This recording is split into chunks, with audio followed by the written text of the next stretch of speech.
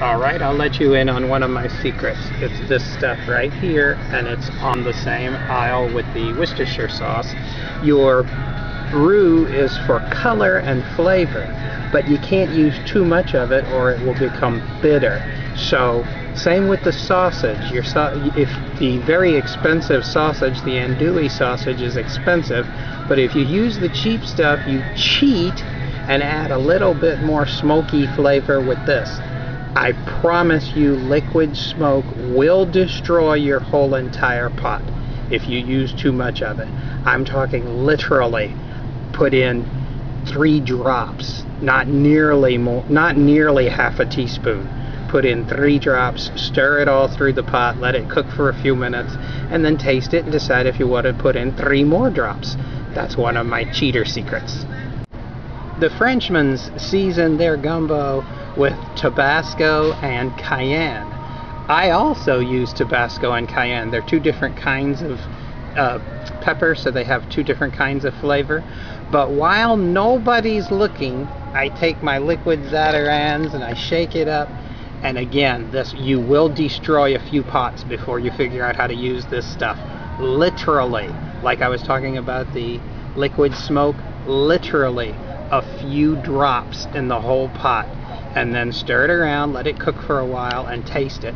Because what you do not want is for somebody to taste your gumbo and say, "Did he put liquid crab oil in this here gumbo? That doesn't belong here." This stuff has to be way at the back of their tongue so somebody can later taste it and say, "Did you taste some liquid crab oil?" "No, that couldn't have been liquid crab. I think he put liquid crab oil." "No, he wouldn't have done such a thing." Tiniest little bit, because it's way too strong. Bye. Alright, let's see what we have now. Let's see where we are. Did you notice there was no oil? It was just flour thrown right down on the pan and stuck in there. Lovely. Looks like we're up to about the color of Hershey's chocolate. I hope you can see that under this light. We're up to about the color of Hershey's chocolate. And I'm kind of moving it around because I want all the flour to cook. Just the flour thrown in a pan. And that's it. I like my gumbo to be a little bit thicker than soup, but not nearly as thick as a stew or a gravy. But I can't use too much roux, again, because it'll be bitter. So I cheat, and I use the same thing Lucy used to use. Put a couple of tablespoons of cornstarch into a coffee cup. Put about half a cup of hot water, hot as you can get water. Stir it together, dump it in your pot. You will not wreck the pot with this. Just dump it in the pot and then let it cook for a few minutes. See if you like the consistency, if you like the thickness, or if you want it a little bit more thick, you can add some more. Here's the expensive version of the same stuff. You ever notice on the cooking shows they always use the expensive stuff? Well, duh, that's because the people who make the expensive stuff sponsor the show.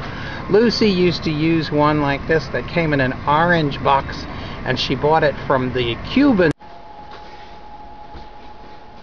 I think we're actually almost there. Let me tell you a story about my sister. One time she worked at a place in New Orleans called Community Coffee.